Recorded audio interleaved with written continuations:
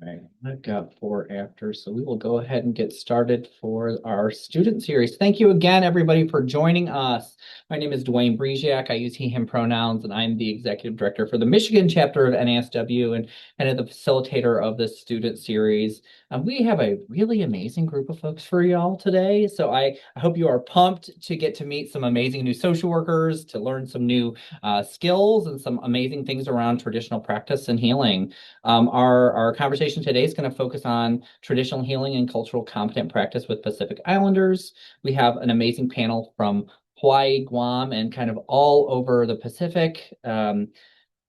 Our session today goes for about an hour, hour and a half. We have some guided questions for our panelists, and then we'll leave it up to you all to hopefully bring in your thoughts, your questions for our group here today.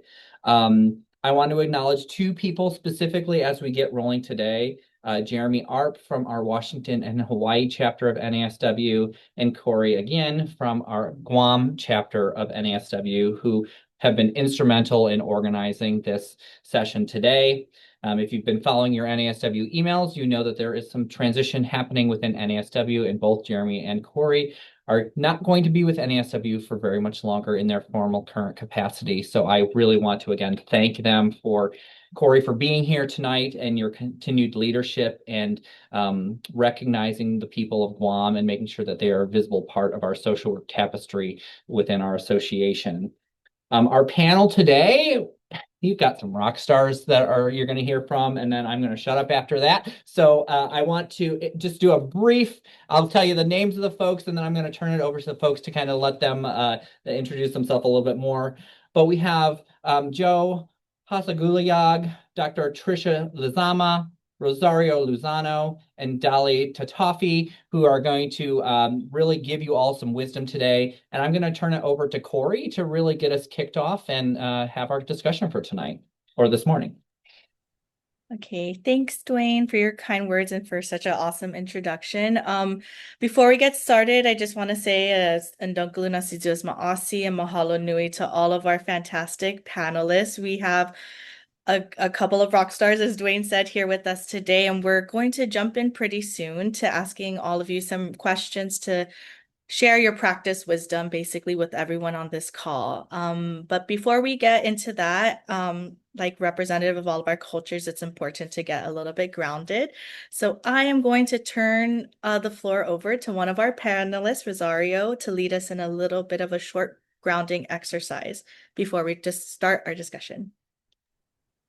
Buenas, mananas. Hello, aloha. I'm adjusting my screen here. Sorry, all. Really excited to be here with everyone, especially Dolly, of course, Dr. Trish, and Miss Hasugulayag. When Corey asked, I was super stoked. I was like, yeah, I'll be on the panel as long as I can hear from them. Anyway, so um, this grounding exercise I'm going to do with you all. You're all my guinea pigs, but there's something that I generally do every day, and I do with my daughter, especially in moments where I feel overwhelmed and the day is just kind of too busy for my mind to keep up. So, in this exercise, it's really just designed to help interrupt intense emotions or scattered thoughts or just busyness. And we're going to be connecting to our internal emotional state and just foundational elements of nature. Whether or not you're from the Pacific Islands, everyone is indigenous to somewhere. As I once heard from a Donna Keurig, I might have her last name wrong, but everyone is indigenous to somewhere. And no matter where we're from, we always have a very deep and real connection to the physical environment. So we'll be honing in a lot on looking at what element or what part of the environment really resonates with us today. So we'll kind of do this in about two parts. One is kind of the anchoring and the identity, and then the two is the intention and the embodiment. So first part of the anchoring. Of course, settle in. This is also very helpful for myself as a panel, like be in your seat. Notice how quick or how slow or just the pacing of your breathing. Kind of recount what your morning was like, how you got here. Take pause in that. Try your best to slow your breathing because, as we know, this gives control back to the prefrontal cortex. So do a gentle check-in with your feelings and acknowledge them without judgment. Sometimes that can feel like the hardest thing to do, but it's one of the most gracious things and compassionate things we can do for ourselves. Now, let's reflect on the four core elements. Which best reflects the texture, energy, or intensity of your current mental and emotional state. For example, earth can feel heavy or stuck or stable, overwhelming pressure, needing support or being support. Water can feel very turbulent or flowing, deeply emotional, overwhelming, or calm and deep, resounding. Fire can feel very frantic or high energy or burnt out or compassionate or passionate. Air can feel very scattered or uncontrollable, anxious or light, clear-headed or agitated. Just kind of think on an element that resonates with you most right now.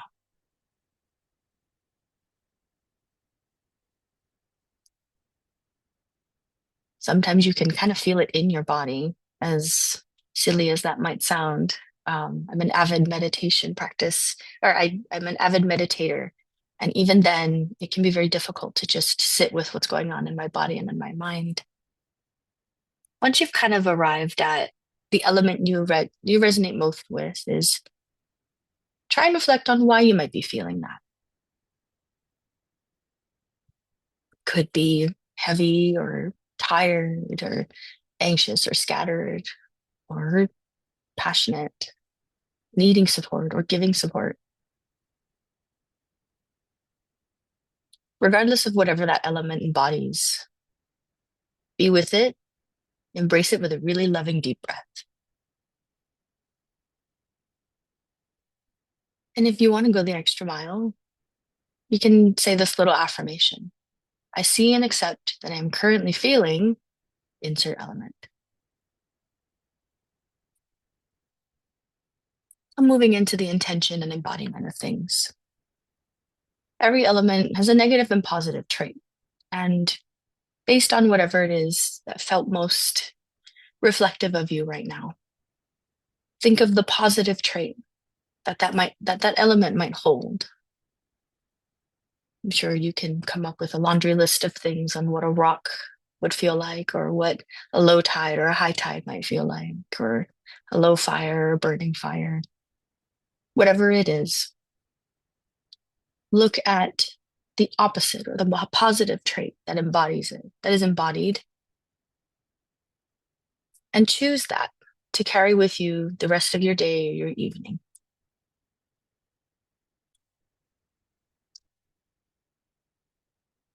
I think today I chose water, and just because it felt right. Typically, I'm usually like on air or like on earth, but water felt very appropriate for me today. And in this case, I'm going to choose water to embody cleansing and adaptability. That said, I hope my pacing was all right. Let's take a deep breath once more. Water I am, because I and we are all part of the environment, and it has a lot to offer us. Thank you very much. Thank you, Rosario. That was beautiful, and I definitely feel not just grounded for our panel today, but for the rest of my day. I really needed that. So thank you for sharing that with us. With that being said, I hope we're all feeling really good to get started on our discussion. So I'm going to ask our panelists the first question, right? So, like a tapestry that's still being woven, we are often shaped by the stories of our ancestors, our families, and the communities that hold us.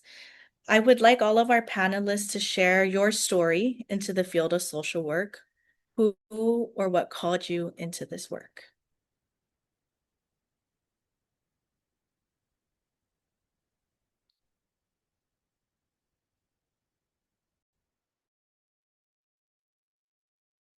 Is there a particular order, or should I just go ahead and just jump in? You can start us off, Joe. We're just gonna, Okay, thank whatever anyone you. feels good to popcorn into it. Hafidi from Guam, and Micronesia, everyone. My name is Joliene Hasugulayag, but just I go by Joe, plain and simple. And I'm very honored to be a part of the panel. And I am indigenous to the outer islands of Yap, which is a small coral atoll called Ulithi. The first question about how I got brought into social work. Here on Guam, when I was younger, when Micronesians were migrating to the island of Guam from other areas of the region, other islands of the region, there was a lot of sort of tension and discrimination. And it was something I witnessed quite a bit amongst my family members. Now, because I'm biracial, oftentimes people did not realize I was Micronesian. And so I was sort of a on the side observer of what was going on with my family, but wasn't always like the direct recipient. But it was still very angering. And so I knew from a young age I wanted a career or a job that would allow me to help my people. Um, help build bridges, help create more awareness and help bring people together. And it was just by chance that I made friends with a young man in high school who had troubled youth. And I asked him, what helped you turn your life around? And it was his social worker at the youth correctional facility here on Guam. And that got me curious. What is social work? Took an intro course at University of Guam, and that was it. I knew this is what I wanted to do. Um, as a bonus, I ended up meeting the social worker that helped my friend and kind of indirectly inspired me to get into social work. And so whenever I see that social worker out and about in the community, I always have to go and give him a hug and remind him that, hey, you may not realize it, but it's because of you and the work you did with my friend that I was able to find a very meaningful and fulfilling career in social work. I don't think I love what I do because it allows me to make very meaningful connections with people, and I get to know people in their everyday lives and build rapport. And when they trust and let me in, what a beautiful gift, you know. So I feel very blessed to be a social worker. And I feel very grateful to have found a career that can help me be a positive change agent, not just for Micronesians and my people, but for our entire Micronesian and even national and global community. Yeah, thank you. Thank you so much for sharing your story, Joe. That was beautiful. Rosario, Dolly, Dr. Trish, the floor is also yours if you feel called to share a little bit about your story. Off a day, everybody. My name is Tricia Lizama. I'm from the island of Guahan. I don't know if I was being called to social work. If I was, it was probably a whisper in the beginning, right? Because I didn't really know. I think in our island in the beginning, social work had a lot of like negative stereotypes, right? You can only work with this population and you're only going to work with this agency. And so as I started my journey, I found a lot of opposition. People were like, why social work? Why do you want to do that? Right? I'm like, why not? Right? Like I was trying to stand up for people, not knowing that, that would be an advocate, right? So my journey, actually, when I went to the University of Guam, I knew that I wanted to help people. I just didn't know what the profession was called and in what capacity I could help people that most importantly would be aligned with my values. And so I decided I was going to do psychology because I didn't know much about social work. And it wasn't until like Joe's situation or story, I had wonderful like mentors. My I'm faculty here at the University of Guam in our social work program. And one of my mentors is now my colleague, right? But he was my teacher in undergrad. And I found like everything has been full circle, for us. And so that's kind of how I started my journey. And it was challenging in the beginning. As I shared, there were a lot of people who said like, why social work? It's gonna be so hard for you. And I'm like, well, I'm up for the challenge, right? And I never looked back. I decided not only to do a bachelor's, at the time, my mentor, Dr. Schwab, and my other field instructor mentor Tom, he's like they encouraged me to get a master's in social work, and we didn't have a master's on Guam. I had never lived anywhere else. I had traveled but never lived anywhere else. So the idea of having to move somewhere to go to school was quite scary. And of course the financial part of it, like how is I going to do all of that, right? And so I'll end with this story. I was raised by my grandparents. My parents were always in the home, but it was a multi-generational home. And so I was very close to my grandparents. My grandma died when I was in high school. And so my grandpa, he and I had a very good relationship. And so when I was like applying to do the MSW, which was very scary, honestly, I was like, if I'm going to go somewhere, I'm going to go to another island because I don't know how I'm going to be able to do it somewhere else because I had never lived anywhere else. And so when I was applying, I didn't tell him. I told my mom, and the first thing she says is, "Did you tell Pop?" Right? My grandpa. And I said, "Not yet. I'm not going to tell him until I get in," right? But I was totally self-sabotaging because I only applied for one school. And I'm like, "Oh, if I get in, I get in. If I don't, no big deal, right? I have a bachelor's, I'm going to get a job." So when I got in, I was quite surprised, and I went to tell him. And I tell this story because it's fun. Most people will be jumping up and down that your kid got into graduate school. And my pop in our native language in Chamorro tells me in the native language, like, ay, Diego, esta manazin how? He's saying, ay, my daughter, you're already done. But I knew he was happy for me. That was not even a doubt. It was more, I knew economics. How are we going to pay for it? Right. And I'm like, I know you're worried about how we're going to pay for this. And he says, Hongyan nai? Yes. So how are we going to do this? Right. And I said, don't worry. I'll figure it out. And he just laughed. He laughed at me. Right. But we figured it out. Right. So that's the beginning of my journey, and I'll stop there and I will tell you the rest as we journey together. Thank you.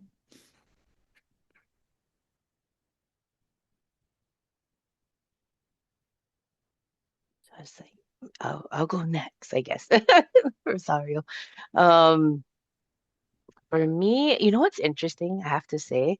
Um, so I was in the mental health field as a case manager for a while, in Hawaii. So I'm Dolly. I'm in Hawaii, but right now I'm literally in Aotearoa. Um, but you know the interesting thing is my Chamorro friend said, "Hey, let's apply to the social work program." So there's that connection with all of you there online. It's so funny. I think about it now, and she's one of my best friends. And I'm grateful, that she said, "Hey, let's go do this." And it was only because we were both in the mental health field, and we were starting to see ourselves train our supervisors. And we're like, "Hey, what do they know that we don't know?" And we're like, "Hey, we can do this too." So that kind of opened up and started the journey for myself and my friend. And I'm grateful for it, because that was part of it. That the other reason was because of my mom, who was actually dealing with mental health, and I wanted to do more in that field, um, from what I was already doing. I wanted to do more and explore more in what I could do in the mental health field. And I was like, hey, well, since I already kind of know some of these things already, it couldn't hurt to learn more. So I'm just grateful I had a friend that is like, hey, let's go do this. And we did it and we got in. So, it really, the connections that we have um, really can be supportive and really helpful. So I'm grateful for my Chamorro friend, for helping me get there. Woohoo! Guam all the way. I think Chamorros are a really fun, bad influence in all the best way. Dolly, I saw in your bio that you were very guided by I hope I say it correctly, Kapuna. And I thought that was very beautiful. I'll use that as a segue into one of my answers. I had no idea what I wanted to do. I think similar to everyone in this Zoom meeting, I wanted to help. I didn't know how or when or what to do. I just knew I wanted to help. You know, it was always part of my values and things that were important to, emphasize when I was raised. Take care of each other, take care of each other. That's how we're gonna grow, not just survive, but thrive. Um, I remember in high school, like everyone wanted to know what I would, like, oh, what are you gonna do when you graduate? And I was like, oh, I'm gonna go to UOG. I'm so stoked. And I was very blessed to be part of a private school where that answer was like, why? I was like, dude, it's UOG. Like, where else do you get a degree in the Pacific? Like, I had always valued that. Again, I had no idea what I was going to do, but surely, I really can't give words to the immense guidance that I've had from people who had guided me, seen and unseen, because, how I happened into social work was just it felt very at home. And I knew that being at UOG and being on my island was very instrumental to figuring out what I wanted to do with my life, how I wanted to be purposeful to others and to myself. So, I wanted to be here. I wanted to be at home. And that was very instrumental in guiding me. I have notes here because sometimes I'll digress. So I'm making sure that I stay on track. Oh, yes. So there was just an innate knowing about that I felt very grateful for. Of course, there were parts in life that were very tricky. Um, I was a caregiver to my mom for a good part of my high school and adult life, but that was what helped me be who I am. I know that sounds really cliche, but it really did guide me. And I always give credit to my very formative kalakas, which in Chamorro means gross. But my very formative Calacas years, when I was in the Chief Hural Academy, which was Guam's first immersion school, at least then, um, if I had not had that cultural grounding, even just the language grounding, it would not have instilled in me the love, the unconditional love and regard. I think that's instrumental when doing social work. Um, but yeah, so that's I think what kind of led me into social work. I was like, oh man, I took one class and like everyone, I was like, yeah, this is it. This is where I'm meant to be. But it was also one of those things where the people that were like, oh, just major in social work and more studies. I'm like, shoot, okay. And I just trusted that process. Granted, trusting is not an easy thing to do. But I did, and it felt right, and it came with an abundance of blessings. So yeah, I think that's what I'll say for now.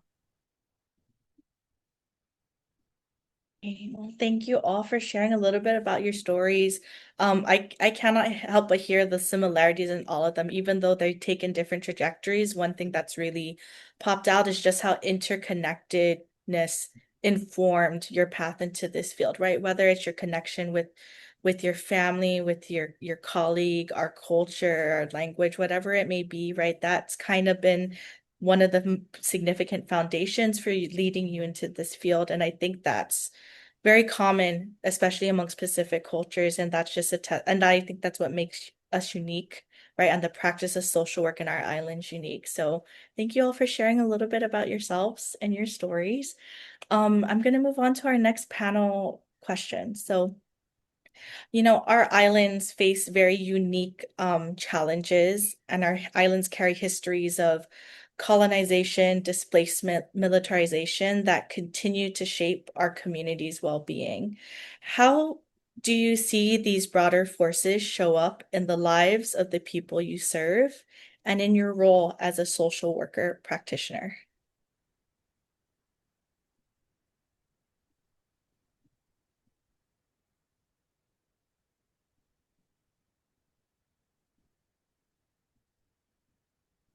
I guess we'll just continue with the order. I'm kind of kicking myself now for going first with the first question. I'm like, oh no, I'm going to be first for everything. So I'll just go ahead and jump in. I think being Micronesian, and then, moving to Guam when I was quite young and growing up here. Growing up, I had this sort of unique experience, unique to this part, or at least, here on Guam, at least in, I feel like Guam is one of these places where, and maybe Hawaii is similar, but you have sort of the traditional indigenous cultures, which of the region of Guam and of the rest of the region, which are very much still being practiced and are still alive, still evolving. It's a fluid thing. And then you have sort of the culture, the value set from sort of the Western culture that has been introduced to the region as a result of sort of colonization, the history of militarization.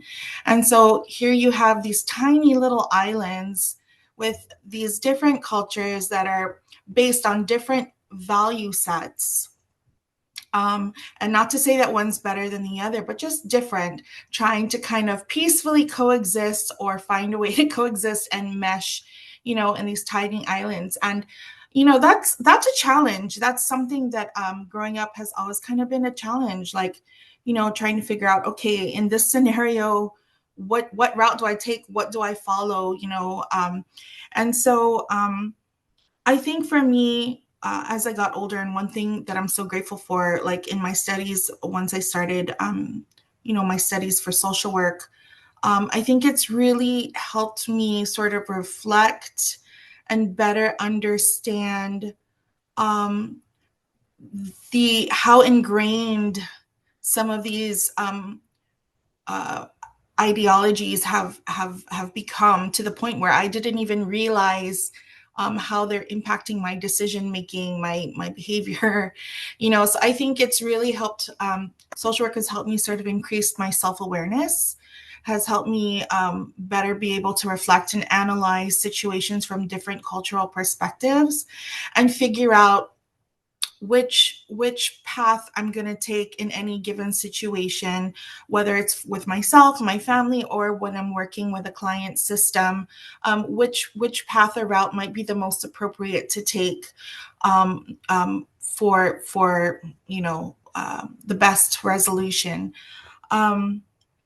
I think also one of the things that is so important to me as a not just a social worker, but as an Indigenous Micronesian woman, is I want to make sure that our youth, I think a lot of times we're raised to kind of look at Westernization as sort of the standard by which everything is measured by. When people use the words like first country, or sorry, first world, second world countries, like things like that. It really, there's this underlying idea or insinuation that somehow if you're not industrialized or westernized or first world, that there's something wrong, you don't quite measure up. And I really want to try and help the youth get away from that type of thinking and help them see that, you have to measure and gauge different things, different practices, customs, but using a ruler or a yardstick that's made up of things from the culture of origin, right? And that we should be proud. We may not have skyscrapers. We may not have, like on my home island, we don't even have indoor plumbing. We don't have cars. we wear traditional clothing.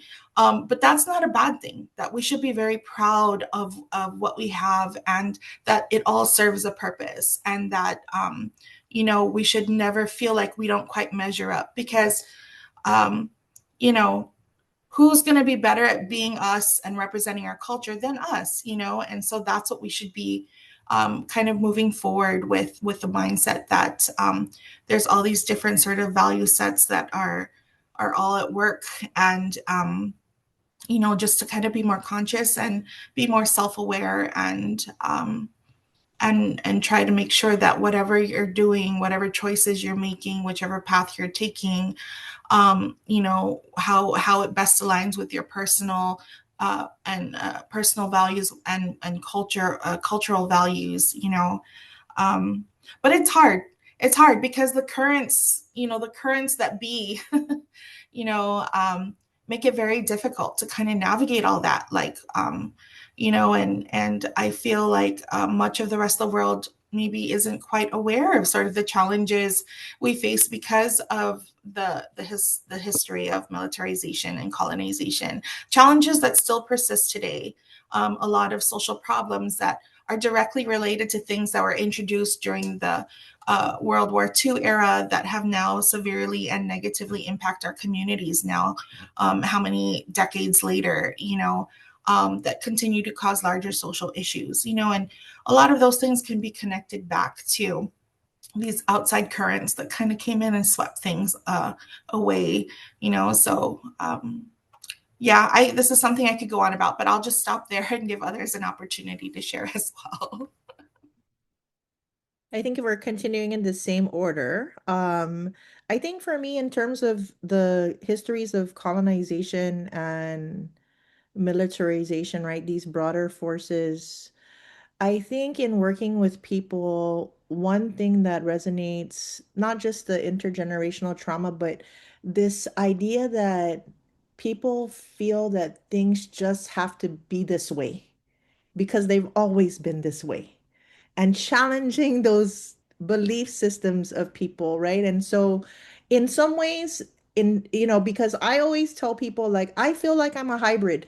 I'm a hybrid on a fence because, oh shit, because I've been raised in a Western, I've been raised in a cultural way, in an indigenous way, but I've been educated in the Western way, right? And so I'm always trying to navigate these two worlds, and it's very difficult. As Joe was saying, it's very, very difficult. And she and I have had a lot of conversations about this. And I have 6 children. And even just trying to raise these 6 children, with helping them navigate these two worlds has been very, very difficult. And so when I work with people, and I don't, in terms of culture, at least I can speak for the way I grew up, and my Chamorro culture is we don't like confrontation, right? And people tend to be very passive and passive aggressive.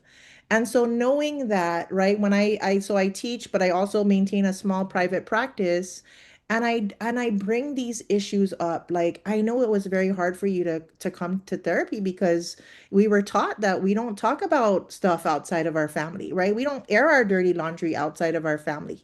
And so my style, and it has changed, it's taken me a long time to get to this point, is to address these things with people in a very gentle way and when I think they're ready. And for the whole, in a broader space, like creating safe spaces for people. I'm not saying therapy is, the answer for the safe space, because I have my own, you know, I have other thoughts about that, right? And that's going to be addressed in the other questions, but addressing this, or having this safe space for people to even talk about these things. So a good example is, I've done a lot of research with the traditional healers, and traditionally healers don't get paid with money. You get paid by bartering goods. Well, our times have changed, our economics have changed, and so my joke, but it's true. Like, I feel like I'm the hotline for the healers, right? People call me and they're like, "Hey, Trish, this is the problem with my child. Like, which healer should I go to?" Right? And then the next question is, how much should I pay them? And that is a very hard question for me to answer because I know the culture, but I also know I've talked to the healers and I know that they need to survive economically, right? So my response, I've cultivated in nice ways, is, so if you go to the doctor, what would your copayment be? Right? Like, why would, like, would you be open to giving the same copayment, if not more? And but the thing with the healers is, even if you don't have money, they're gonna still treat you and see you.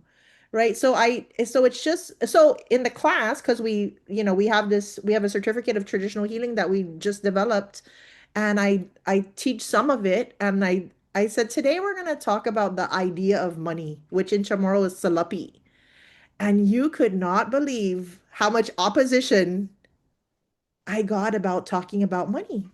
Right? And they're like, "What are you saying? You're going to change the rules and you're going to tell the healers that they're going to start charging for services?" I said, "Wait a minute. Pay attention to your emotion." right? Why do you think this conversation is evoking so much emotion? And why do you think like we cannot talk about these things, right? So that's why I think in terms of colonization and, all these other concepts is there's so much stuff that you were told to not talk about. And I think that's, as a culture, we need to make this shift to create these safe spaces to tell people like it's okay to talk about these things, the taboo subjects, sex even. I used to teach human behavior from growing up, my whole sex education was don't get pregnant. That's all I was told. Right. And so even me as social work faculty, teaching human behavior, being Catholic and Chamorro, like all of these things in the back of my head and being a social worker, trying to navigate all of this. And I'm like, wow, my grandma would be turning in her grave if she heard these conversations that I would have with people and my own children. Right. But again, some of the things I want to share is addressing the other questions. So I just wanted to share that. Thank you. So, so this question is pretty hardy. And Trisha, you brought up like a lot of stuff, Joel. Oh my gosh, like there's so much stuff that you brought up. I mean, the value, right? Where we place our value is so important, right? And helping us. Um, I mean, there's like this thing with decolonization, indigenization, and creating space so we have conversations, even with generations, right? That's like a whole other world, right? And trying to deal with addressing certain topics or issues or whatever, with those that are older than us too, right? And how to balance the respect level, but also getting straight to the point and directing and making sure you take care of certain things. So that these spaces and these spaces could be so diverse, right? Um, that you have to find this that whole social workers have a lot of things to deal with, I have to say. And really trying to find the best approach in how you deal with these things. I guess trying to answer this question at the same time, you see it in the disparities that our people are living today. Health disparities, right? Displacement. They're not living on their ancestral homes, especially in Hawaii. Not everybody's fortunate enough to live on their ancestral homes. Are the villages that you might see in Samoa or Tonga and things like that, you don't see it necessarily in Hawaii. There's some, but not as many. It's not the easiest to find, we still have some like fishing communities, things like that in Hawaii, but um, it's not as well seen as you might see on the other islands in the Pacific. Um, so yeah, you just see it in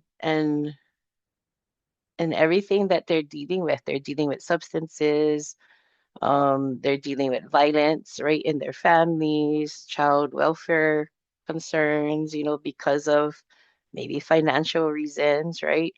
Um, it's there, and I guess for me, and I kind of see like how Dr. Trisha was talking about the providers, the healers, right? How do we malama them? How do we take care of them? And on my side, I guess, I try to help wherever I can help. But I do have a big heart for the healers and the providers that are out there, because I know they're carrying a lot. And one of the last training sessions that I got to do with our substance use professional development here in Hawaii, was just giving that opportunity for our providers to be able to have a space to truly share where they're at and learn some things that they might not have known, culturally, yeah.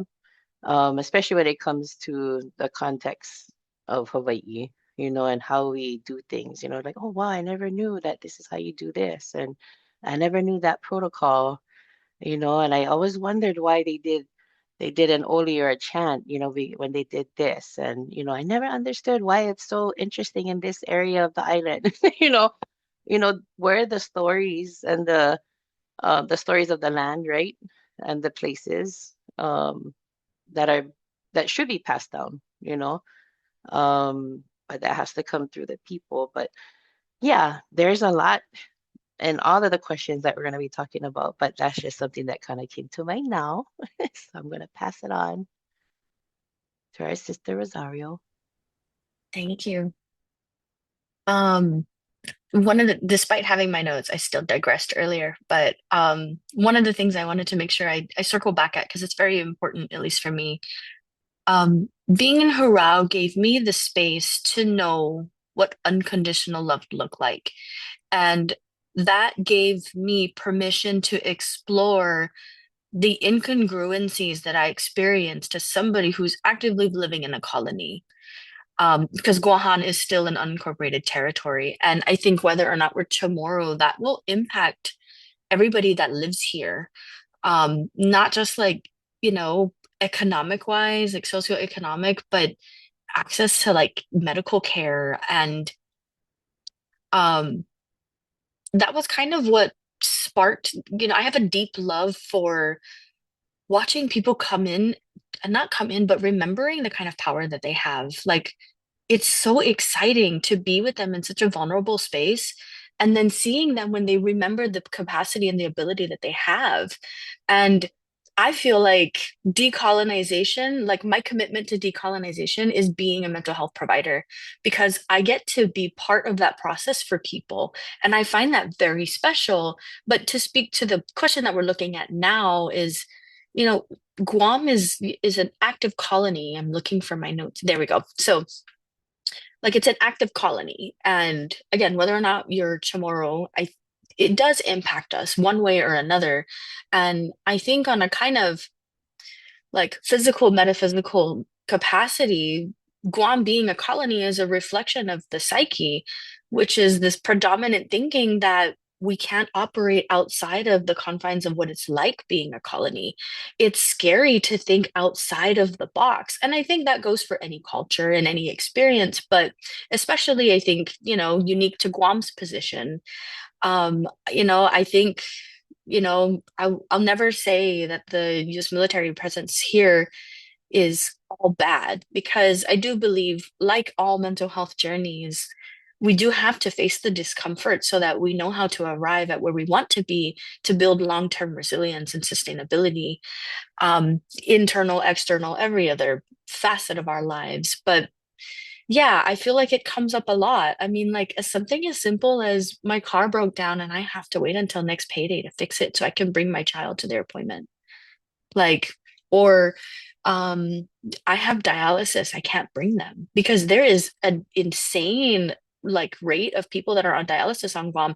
I think it's, my sister works in the medical field. I think she was saying we have 22 dialysis center and you can drive around the island in a day.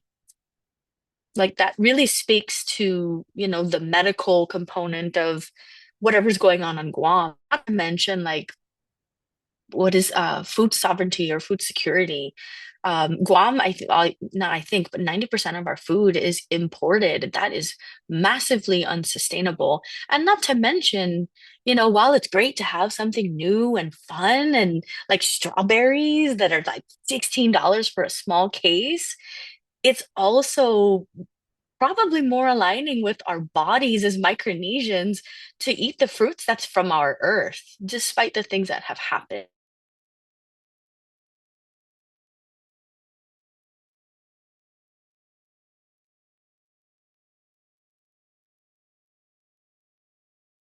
So whatever the next question is, I'm happy to take it. Okay, sorry. I don't know if it was my computer, but I think Rosario, everyone froze for a sec. So I don't know what the last thing you said other than I can take the next question. But just as like an overall transition. Thank you all for sharing your stories. It's clear that you all discuss how these concepts and challenges not only impact your work with clients, but your work as a practitioners. Everyone kind of shared a little bit of how there's this push and pull, right, between our Western orientations and our education, et cetera, versus our own cultural values and our practices and navigating that push and pull in between, right? And trying our best to still preserve in whatever way we can, right? Our own cultural values and our identity and our practices. And almost all of our panelists mentioned something about healing and traditional healing. And I think that is a good segue into our next question, which is, we have traditional healing and Western clinical approaches. It's clear they come from different worldviews, right? So it'd be interesting to hear how do you navigate incorporating cultural practices alongside evidence-based practices in your work or even in your daily lives with clients? Man, sorry everyone. I didn't realize I thought I said some pretty cool stuff, but I was very proud of it, but it's too bad you didn't hear it. Hopefully it'll come up again. But I'll be frank in that I've been a provider for what I think is still very nanny or very baby for like 5 or 6 years now on the island. Um, and I still kind of struggle with the expectation of, you know, you need to be evidence-based practice. Like you need to be this, you need to be that. And I think there's value in that. I'm dipping into another question, but it's all connected. But I think one of the best and simple ways that I find myself navigating that is learning and observing from a true place of love. Because some people might really need or lean into like the Western worldviews or the Western practices. And some people might long more for like the cultural practices. And, we're all different recipes of humans, and what that will look like will really vary. And so I know for myself, I also really anchor into my values as a chamorro, and I use them to guide me in how to balance that. Like I can't say, for example, like I think Dr. not I think, but Dr. Trish is probably one of the more like I'm just gonna say like seasoned, well practiced. Like she's very involved in the very like traditional ways of like ahmad or medicine that's used to take care of the physical health. Um, but I do think that those things are connected, the cultural practice, the traditional health, and I think the spiritual component of it too. But coming with it with a lot of curiosity and this intrinsic value of just coming from a place of compassion and tell me about your story. Tell me your story. I want to understand it better. I think that kind of helps navigate when to lean more into the traditional Western side or when to lean more on the traditional side, and you know, to uh,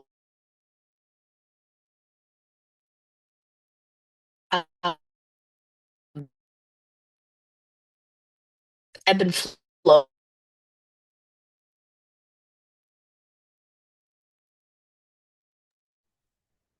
We're losing there again a little bit. Just the last 15 seconds.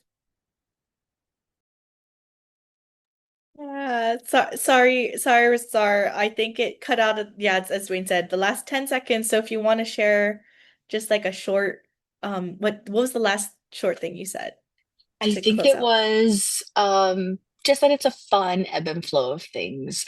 It can feel frustrating and disorienting, but um, we're all going through this journey together, ourselves, our clients, our communities, and when we can do it together, I think that's what's most important.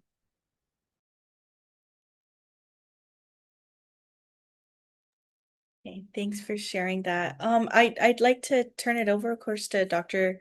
Trish and Dolly and Joe. Like, how does it kind of show up in your work? Like, how do you navigate incorporating these cultural practices and kind of, sorry for the phone, kind of balancing that both evidence-based practice and incorporating cultural values?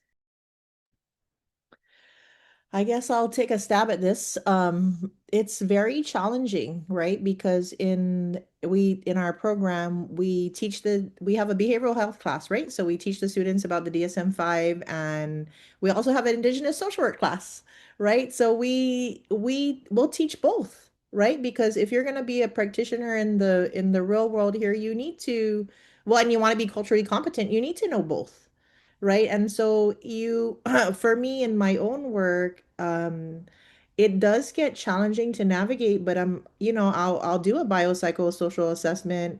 I'll do the DSM-5 diagnosis, but I'm also gonna, do a incorporate storytelling, and you tell me about like your life and how you grew up, and we spend a lot of time. And then I think because I'm where I'm at now, like I just ask people like, hey, is this something that you can connect to? Right. And I really think people can connect. One of the Man, I wish I could have recorded it. So I go out with the traditional healers and they do presentations, right? I'm always the spectator. I'm the observer in the back, right? I help them like pass out medicine. And my role, I'm not a healer. My role is really to document and to help preserve and perpetuate, because we're getting better, but we're more of a verbal, culture, right? We talk about a lot of things, but we just maybe in the 80s were people starting to like document things more, right? And so we're losing a lot of things, so we need to capture and document. And so I went with the traditional healers to the inpatient unit at Guam Behavioral Health and Wellness, right? So I think our cultural practices, this is I think where we're different, is our cultural practices are so part of our life that even Guam Behavioral Health invited the traditional healers to come and do a talk with the people with the clients in the inpatient. And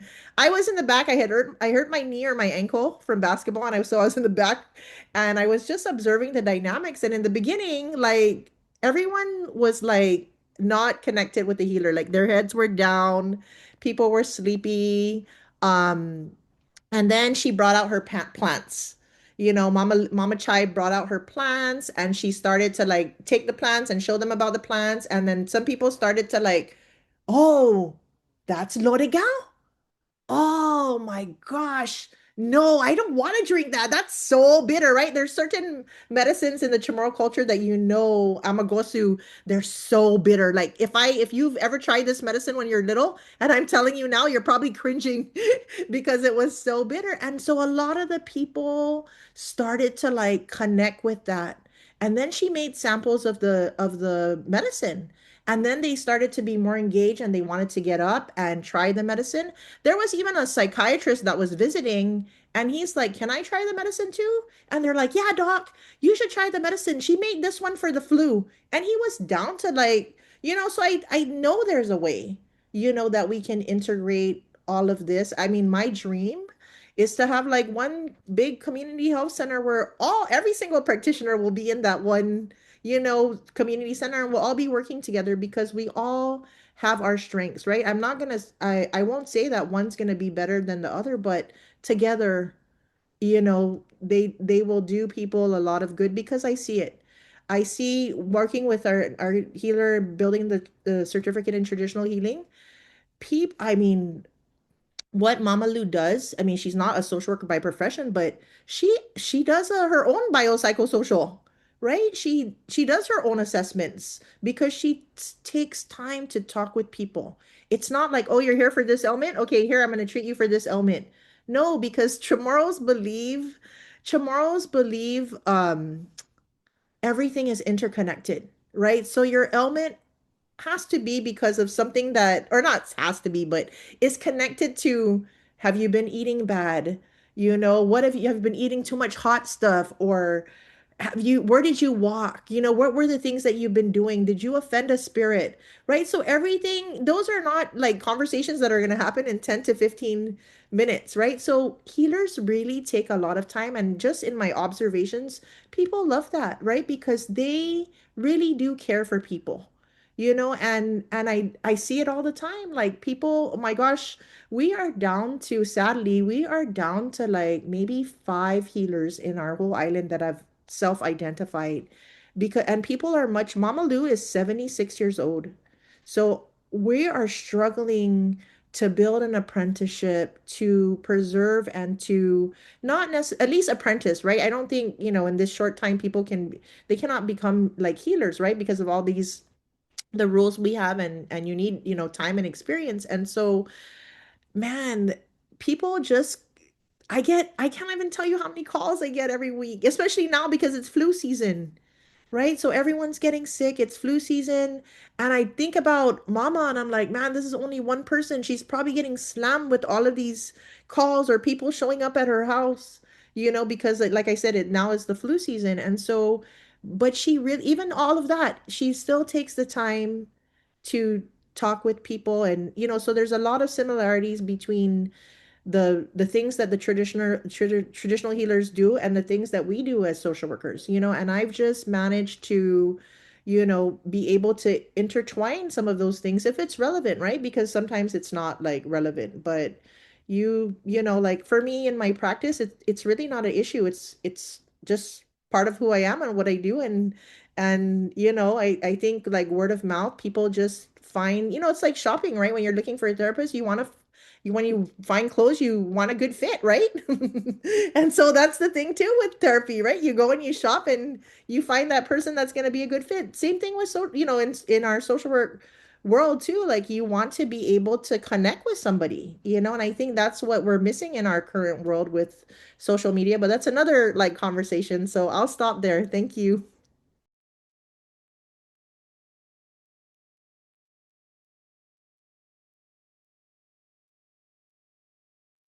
Should I get in there? I'll get in there. Um, yeah. So I was thinking the same thing, Dr. Trish, that sometimes questions can frame it in a way where it gets confusing because I was looking at it, I was like, isn't it just all you? Like, isn't it just all in you? You know, it's like you can't really break it apart because of the way things are nowadays. Um, I mean, for us in Hawaii, we had a series of um these books that came out from way back. I don't know if it was like in the 70s, 80s, 90s, called Nana Ikikumo. And it was the Queen of the Okalani Trust that had documented um from a Hawaiian cultural perspective, but they also had like the Western doctors' involvement in terms of how were these families dealing with Hawaiian families dealing with different things in their lives, and it could be like health or spiritual things or just anything, and how, just having these deep conversations about, okay, so how do we approach that from a cultural perspective? How do we approach that from a psychiatric perspective? And try to make sense of these things. So, um, for us, well, yeah, for a lot of us in Hawaii, it's like kind of having to know both sides. But where it really comes down to is you and what do you have, what do you know, and what kind of skills do you bring? Because you take that wherever you go, right? And in your assessment, when you're dealing with people, you're working with people, right? You're figuring out like, okay, so maybe if I introduce what I know in terms of la'au or like, Hawaiian medicine, um, maybe they'll be open to wanting to learn more, you know. And that on and if I don't necessarily know it, at least I know like all the healers that do. Um, so that we become like this whole entire library of information and skills and all of that, wherever we go. How do I mean, that's pretty much how I deal with it though. I've seen in the mental health field when I was doing case management that the stories from people that would come up be like, wait a minute, you came from this place? And your family's from where? Um, did you ever go back and talk to your grandparents? Because it seems like it's something else, like it doesn't seem like you're dealing with this necessarily, because if you're taking all these medications and nothing works, there's something else that needs to work for you. So, you know, um, it could be the spiritual part that people don't really know about, right? And it's like, I don't know if it's really that. So, those kinds of things. And the nice thing is that people like Dr. Spiro Manson, who was here at the conference I was at, um, fortunate that they were able to include the cultural ideology of things, right, when it comes to the DSM-5 over the years, right? Um, that now we could also go ahead and, as as the providers, healers, practitioners, as we are, to be able to emphasize that, oh, but there's also the cultural ideology of this. So what about that? How do our people from the Philippines do it? How do the people from the Pacific, particularly this island, how do they do it? And not just leaning on strictly just on the diagnoses, right, itself. So for me, it's kind of like balancing between two. I do either way. Um, I'll raise the questions if I have to. And I'll make people stop and pause and think um to talk about it, or if people are asking me to do a training or something, I'll be like, I'll take the time before I just jump into it, because there's ways to do it, right? Um, so really just like realizing, from what Joe, Dr. Trish, and Rosario has said, it's like it really comes down to you, and you um almost as the keeper of that knowledge, right, is really figuring out how do you utilize all of that knowledge that you have in the best way. And really trusting on your na'au. So we say na'au, your guts, your intuition, but also relying on your ancestors as well, to really be a part of that assessment when you're doing things. And I'm going to pass it on to Joe, because I'm sure I can say a lot more, but we're running out of time. So,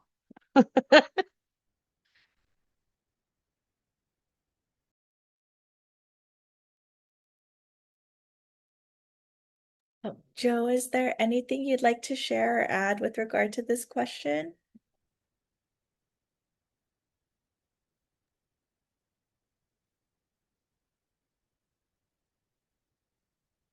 Okay. Um, I think we're having a little bit of a hard time hearing you. I don't know if it's just me.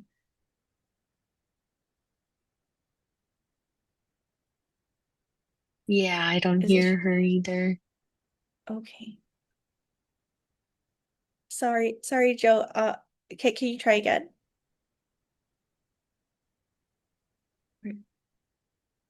Oh, she has tech issues. Okay. Okay. We can circle back for sure, especially with regard. Joe can always answer this question and our next question together. And just for the sake of time, I think we have, right, Dwayne, maybe time for one more question. Yeah, probably one or two more. One or two more. Okay. Okay. So I'm gonna ask our next question, but first, thank you all for kind of sharing a little bit about your experience. It's clear that it's not necessarily something that's like balance. It's about balance, right? Balancing between evidence-based practice and on our culture and our and our own practices, right? It's not necessarily this push and pull, but something that sounds very intrinsic to all of you. It's not a question about this or that, one or the other. It's almost like second nature, like breathing. Like, yes, we integrate this with our work with clients, with how we assess and do things. It's not necessarily something, again, kind of going back to push or pull. So thank you for sharing all of that. And that's one of my takeaways from the discussion that we just had. We could go on and on, I think, as everyone said about talking about this question, but just for the sake of time, I wanted to know from all of our panelists if you can give a piece of advice. So for students and new professionals who want to practice in Hawaii and Guam or other Pacific communities, what guidance would you offer them for learning in a way that's respectful, relational, and accountable? One piece of advice. I think I can start. I think one piece of advice would be to take time to know people and really value relationships, right? And know that good relationships take time. Even in just this panel, Joe was my student, Cori was my student, Rosario was my student.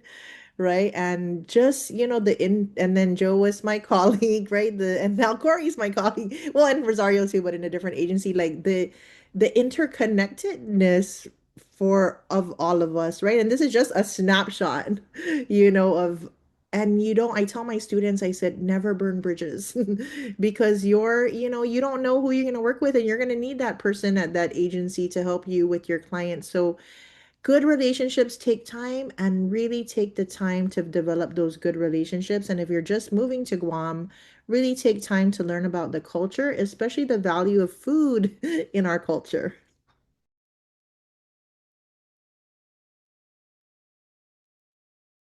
Thanks for sharing that, Dr. Trish. Dolly, Rosario, Joe, any piece of advice you'd want to give to folks who are interested in practicing in our islands or with Pacific Islander I'll give it communities? a go. Can you hear me okay? Yes. Yeah. Okay, cool.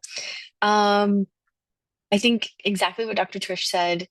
Deeply value your connections. At least for the Pacific, we're a very collectivistic culture. It was very instrumental in getting movement.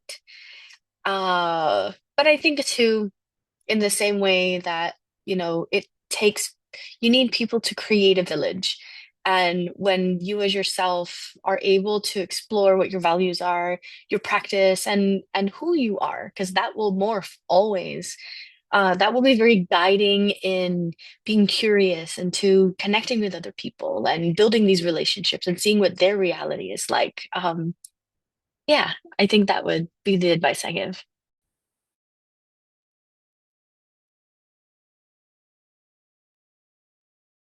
Thanks for sharing that, Zar. Oh, Dolly, go I don't ahead, know. please. Yeah, I don't know if Joe wanted Yeah, to I go. think Or I Joe. finally got it to work. Okay, Oh, yay. perfect. Okay, go, Yay. Joe. Sorry. I'm not in my home surrounding here, so I'm trying to figure out, and it keeps freezing on me, so I apologize. I was jumping back and forth between my cell phone and now I've got the computer back up, so please forgive me. I apologize. Um, I believe the question was what advice we would have for people, practitioners who might come to the islands. I think for me, something that I myself try to follow, and not always successfully, I might add, is being slow to talk and quick to listen.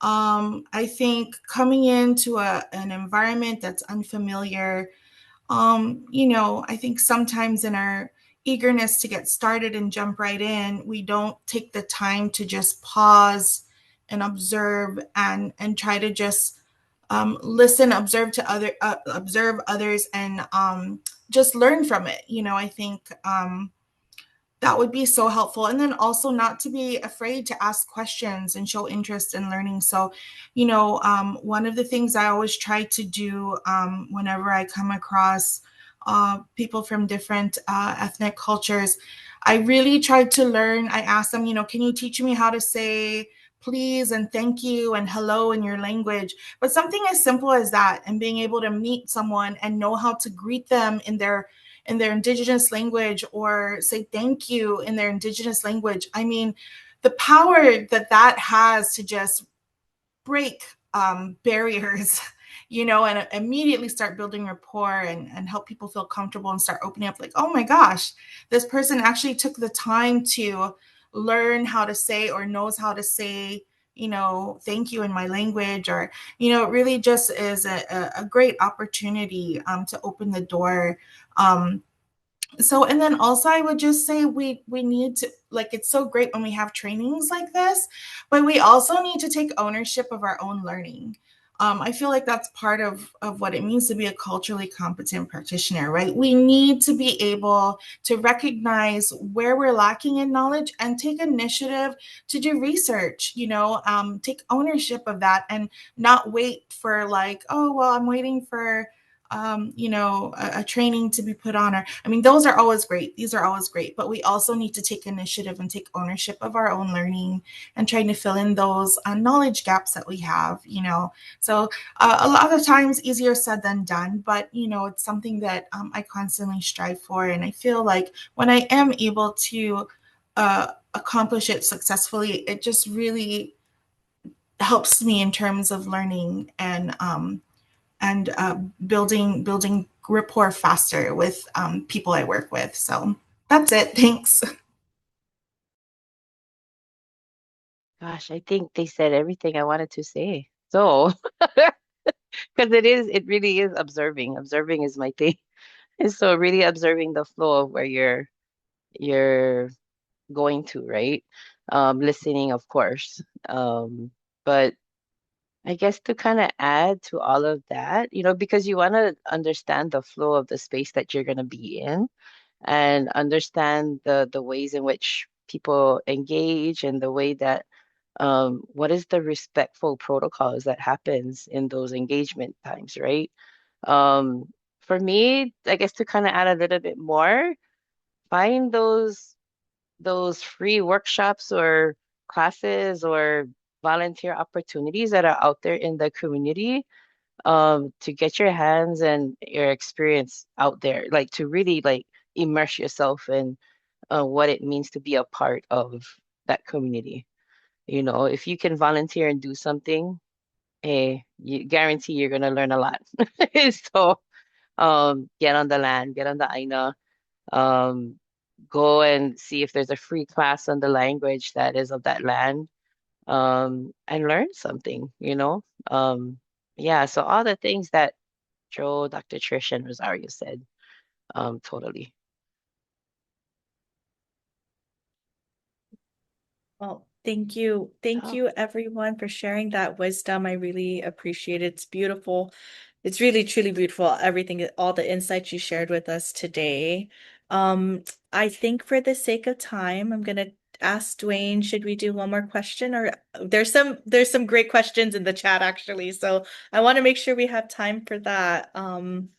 Should we ask our panel one more question or should we move into our chat questions?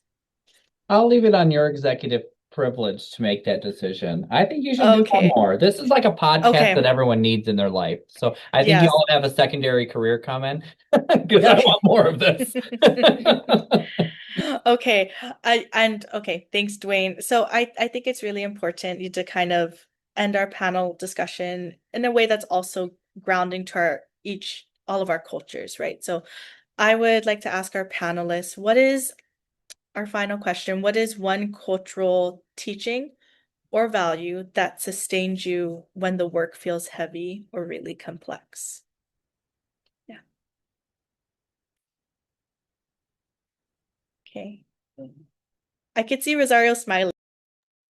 Yeah, I think I'm gonna give it a try. So I had drafted some of my questions yesterday, but Google Docs didn't save it, but I remembered it, hopefully. Um, I think I'm not as proficient as I'd like to be in my native tongue, but I guess that's the fun journey of it.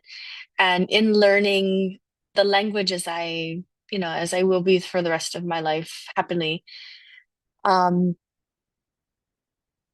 I'm part of a tomorrow's women's group here, and it's kind of had a resurgence. And it also means that we were kind of looking back at our bylaws and some of the core values that inform our mission. And one of them that has since stuck to me was Magumi Sonmu, which is to soften your heart.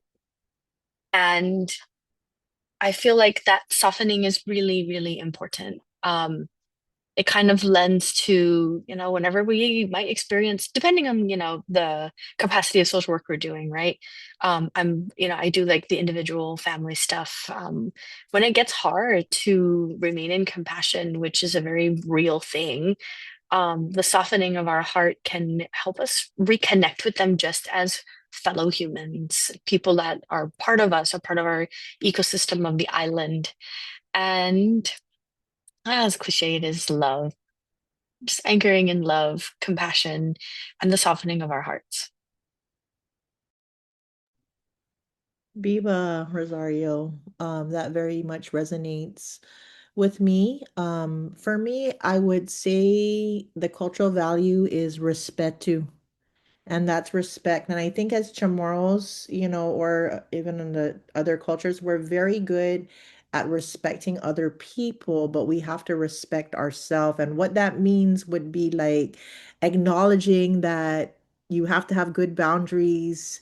You want to not have burnout. So what does that mean? Self-care, right? Because in our culture, we put ourselves last because we're so busy taking care of other people. And I've debated this with my students, right? And so every semester we build a self-care plan. So, but if you respect yourself, you're going to take care of yourself, right? And that's the cliche. If we can't take care of ourselves, how are we going to take care of other people, right? So we have to work to always fill our cup because in our profession, we're always helping other people. And so, we're good at respecting other people, but are we good at respecting ourselves and not allowing ourselves to become super stressed or burnt out?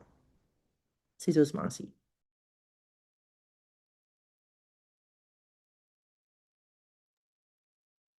I guess I can chime in.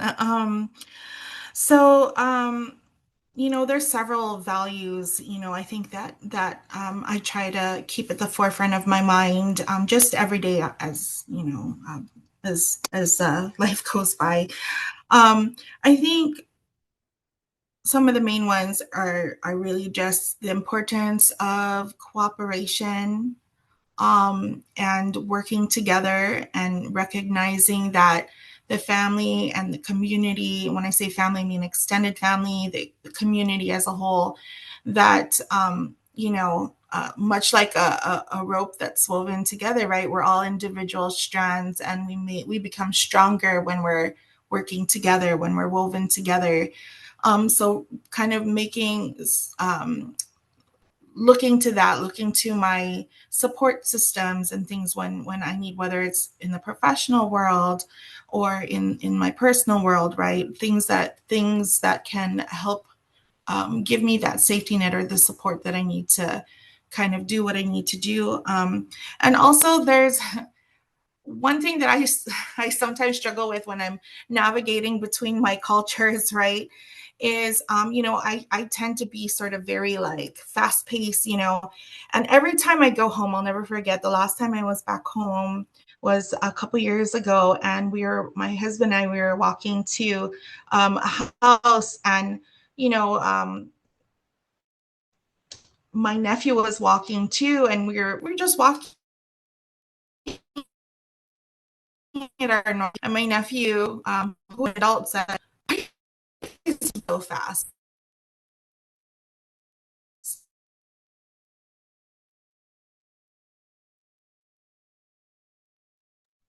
Joe, IAD. I think she froze again. Oh, I was getting Is right it into listening yeah. to her say what she was Okay. gonna say. I was like, yes. Yes. Oh, Okay. oh. Let me I'll connect with her, but duh, in suspense. That's so funny. Maybe Dolly, if you wanna I'll go, jump and then in. I'll Yeah. jump in. And then hopefully she'll jump right it back in and finish. So I was like, yes. Um, I guess for me, a lot of different things. I mean, I do believe that, yeah, it is about loving yourself. So aloha is one of those things that um is important for us to not only utilize as I guess, a guiding principle in our life. And for that, in Hawaii, one of our own kupuna actually helped to embed that within the government in Hawaii by creating the spirit of the law of aloha. So the law of the spirit of aloha. So if you Google that, you'll find that. Um, to me, it is about aloha. Um, but a lot of that aloha is not just for others, but it really is about loving yourself too.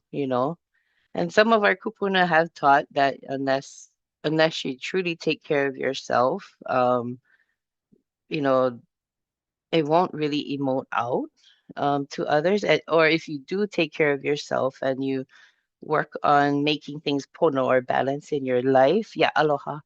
Um, if you make things pono in your life, then or make it balance in your life, then like spirit, mind, and body, um, which is highly connected to aloha. It's very like interwoven. Um, then you should be in a place where your energy or your mana will emote to your circles, to your people. So that energy, because we're so connected by energy, right? So um if you are in a pono state, you're in this balanced state, then that energy will emote to other people as well. So if you carry out, you have all this love, right? And you're emoting love, um, sure enough, people are gonna pick up on that, and if they're in that same level of aloha like you, then I mean they're gonna be like, oh my gosh, people are gonna feel it. Some people might have a hard time dealing with it if they're dealing with their own things internally. But if they've worked through their things, it'll just kind of expand. I feel like that will expand.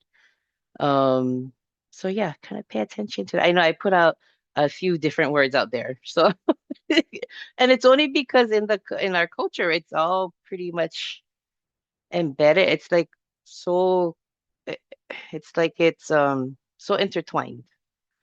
Um, that sometimes it's hard to kind of explain one without the other. Um, yeah. Let me write that down. I know somebody asked about aloha. Um, but yeah, I mean that's the end. Hopefully Joe's back. Is Joe back? Because we're dying to hear the rest of what you were sharing. Yes, thanks, Dolly. Joe, if you just wanna, I know you cut out, but please share your thoughts on our last one. It's I'm so okay. sorry, guys. What did it cut out? Because I was talking for a while before I realized I wasn't on Oh. anymore. No, you were starting to tell us about your nephew and I think your husband walking. That Um, was the last. so no, I was just saying that my nephew asked us why we were walking so fast, and I realized when I stopped and thought about it, we're walking at our normal pace for Guam, um, but out there, we were walking really fast. Like he was kind of like, where are you in such a rush to go, right? The island's not even a mile long. And it just reminded me, it was a stark reminder, like, sometimes we need to just slow down. We get so caught up in the busyness of the world. And, you know, um, back home, people, they take things a little more slowly, and they take what I like to call boo breaks, boo, like BUUW, which is our word for betel nuts.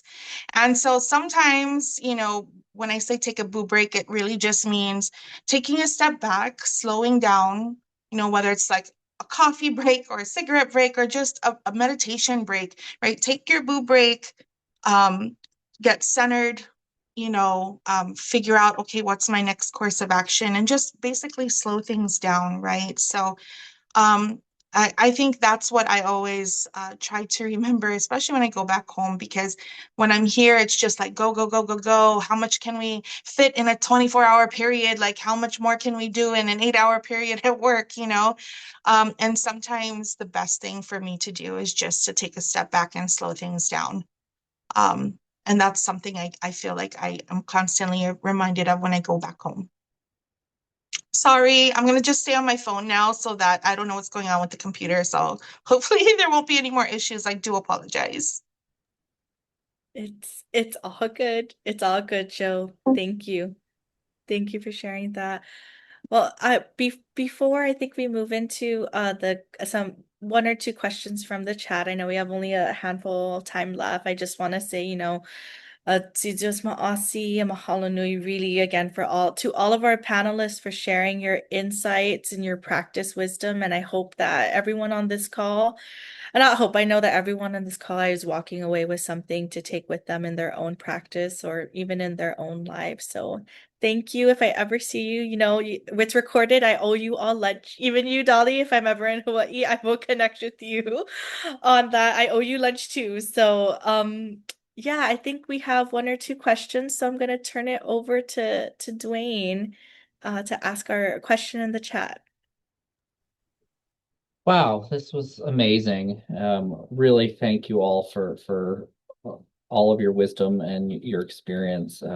Gosh, so many things run through my own brain. So we've got time for a question or two. So if folks have anything, please drop that in the chat. But I'm going to ask one that's in here that'll go back to something we had a little bit earlier in the conversation. And this could be for anybody, but could you talk a little bit more about who are the healers in your communities? What does that actually look like? And why does their pay vary and is negotiable? And is that the same in social work?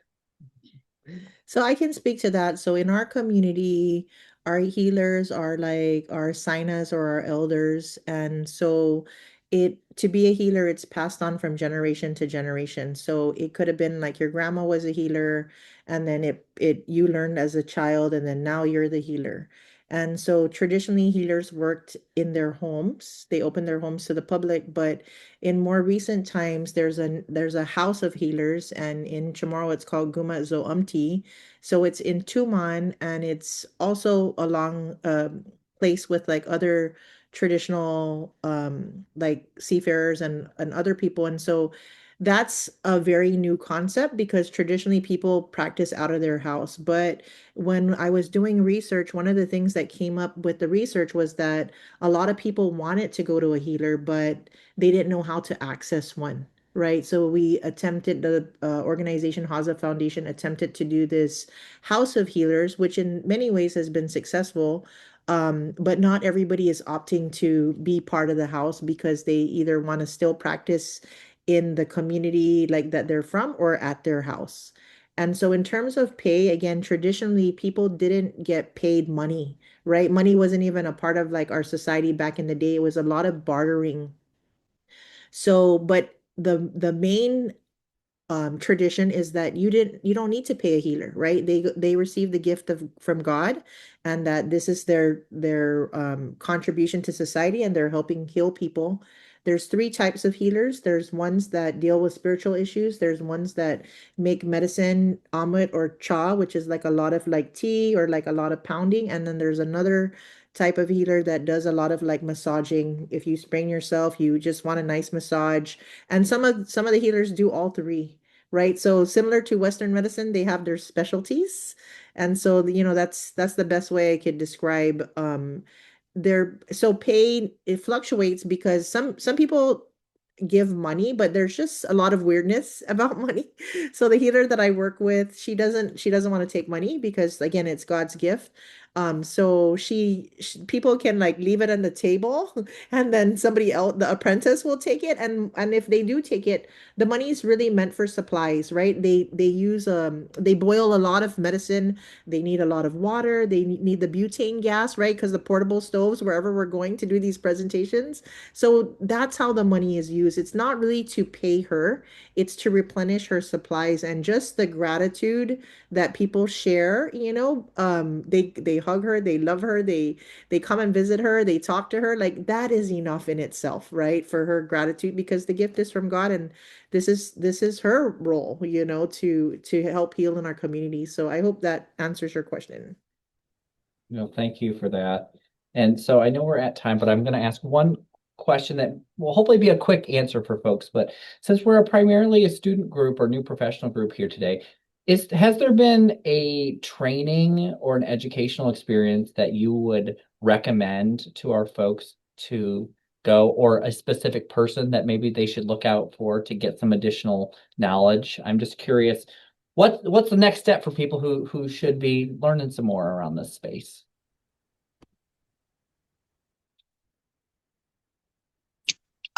I can chime in just a bit. I know that there's been some books, if we're just talking about Pacific Islands in general, that have been published. One was published by NASW Press, in fact, and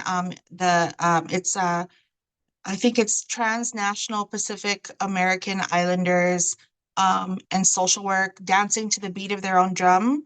But it was the editors are from UH, Dr. Maripa Godine, and I can't remember the other one, but there's a lot of all the chapters, all the authors that contributed to the chapters there are from different Pacific Island nations, and they talk about different cultural ideas and concepts that for practitioners, social workers to keep in mind when working with those communities.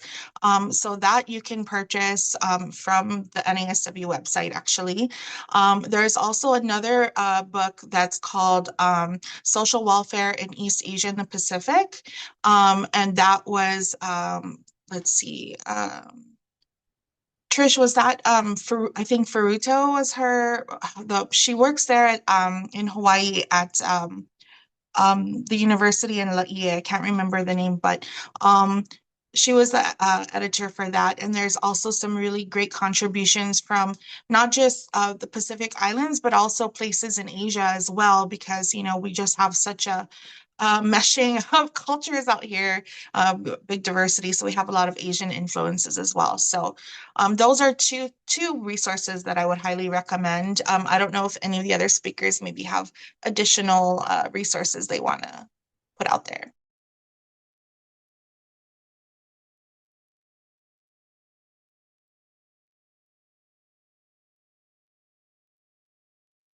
If I remember right, I think the School of Social Work and Public Health at the University of Hawaii at Manoa, they'll put out different things if you follow them somehow. I don't know if it's like on Instagram or Facebook or something, but I know there's times where they'll put out different webinars and things like that. If you're looking at virtual kinds of things, right? Um, so that's the School of Social Work and Public Health at UH Manoa. That's one that comes to mind right now. Yeah. Thank you for those resources. And I know in the chat earlier, I did drop the information for the World Indigenous Peoples Conference, Dolly, that you're at. And I think you had mentioned before the group hopped on that's going to be in Hawaii in 2028. So it could be a good opportunity for folks. Well, thank you all again so much. I want to thank our panelists and everyone else who stayed on for joining us today, and a heartfelt mahalo to our incredible panelists, Joe, Dr. Lizama, Rosario, and Dolly, for sharing your stories, your passion, your insight, and the deep love you bring to the communities and the profession. Your wisdom reminds us why social work is both a calling and a responsibility. I also want to extend a special thank you to our amazing NASW-Guam Executive Director, Cori. Thank you for your guidance, your thoughtful facilitation, and for personally being such a meaningful mentor to me throughout our time together at NASW. You're a true light and an extraordinary leader for social workers across our association. We're grateful for all the knowledge that was shared today, and we hope everyone leaves feeling inspired to carry this work forward with intention and care.